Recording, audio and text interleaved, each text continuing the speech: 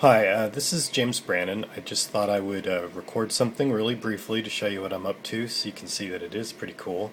Um, let's see what I'm using here. Of course, I'm using it's hard to see with this, but you can see I'm using the Ant Plus simulator, and I've got speed, cadence, power, and heart rate simulated. So if we were to go to my application, and I'm trying to record, we have the sensors. Each one of those is paired. If you were to click it again, or tap it again rather, it would unpair, and then you can see it's pairing.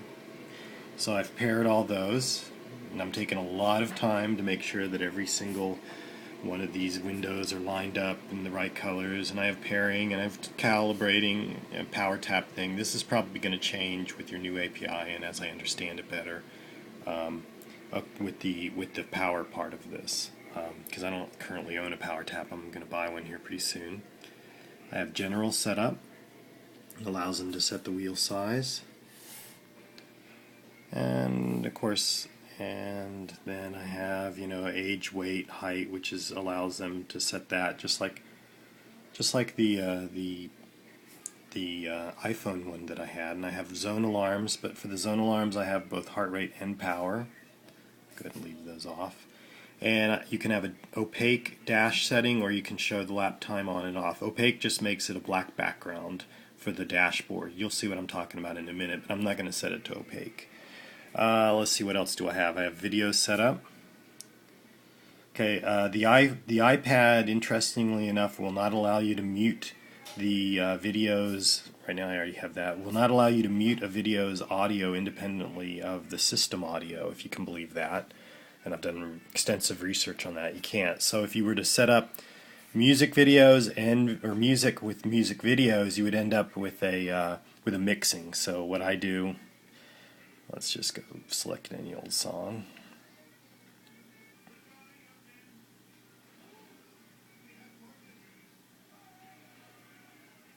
Let's just, I don't know, let's just select that upbeat song. And then it would warn me. And then I could even, when I went to video setup, which was the last screen, that's something that's going to change, but I would just say video has no audio, or okay to mix audio, because I'm going to pick a video that has no audio. But actually, let's pick that has audio, but it's just them announcing. I have results, order videos. Order videos isn't functional yet. Results is halfway functional. I'll show you that in a minute. And then I have about, which isn't really functional yet. Let's go back to general setup. Little things, if you don't set the wheel size, it'll warn you. Things like that I have set up. So we have the sensors, trainer. Okay, so now here's the trainer page where you can see that everything is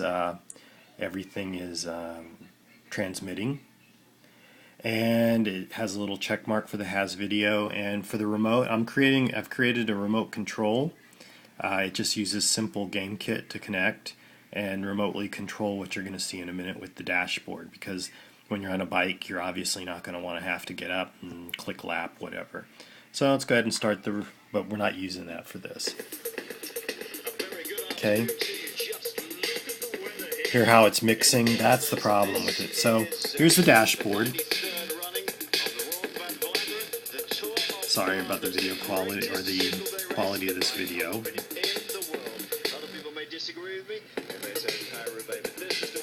Okay, notice the little tiny arrow there. That is for, let me see, well, you can drag on these and drag them around wherever you want to locate it. The little arrow thing, I'm sure you can probably figure out what that is already. You tap on it and boop, just hit it. So it can hide these. So here's the lap. You could hide your lap if you wanted. And it's kind of hard because I'm trying to tape and play at the same time. So there's that, and here's this. Now, because you obviously can't tap on a button, you can't move this around by putting your fingers there. I added this little thing as sort of a visual cue that you can move this around. Now, of course, I have all the controls. All these controls are part of the remote control. Let's go ahead and pause it. Of course, I'm going to add more stuff that says easy, whatever, and that's totally customizable. And the controls are play again. And let's go ahead and change the lap. So now we're on lap 2. And of course I hid that. Let's go ahead and make that visible again. So you can get a sense of how this is working, and you can change laps there. And like I said, I have a remote control for this, where you can do your iPod Touch or your iPhone as a remote control. Let's go ahead and stop. So now we're done.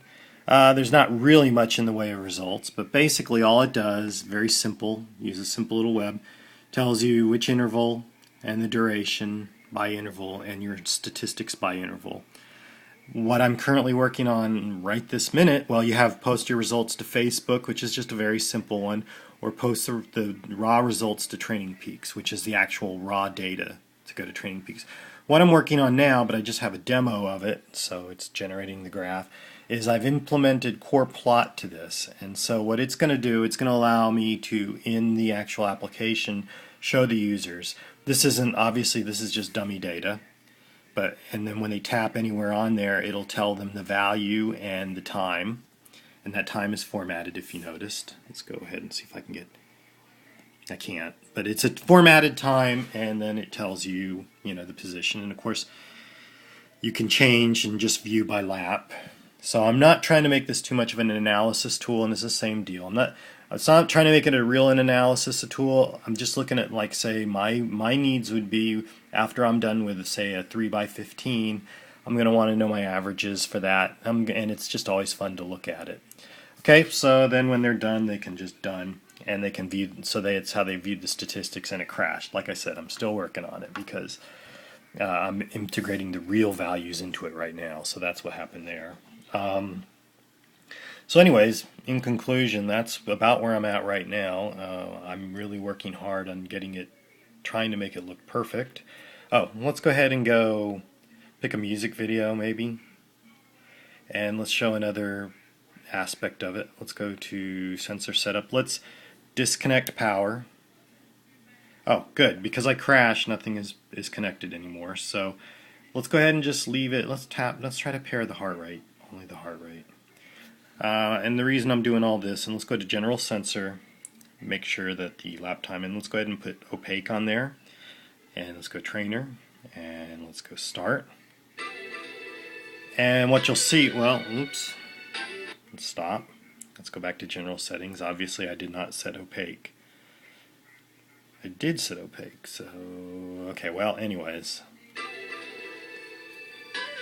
It's supposed to be opaque. Oh, it is opaque. It's still, you can, oh no, that's my reflection you're seeing through it, not the actual video. Okay, my bad.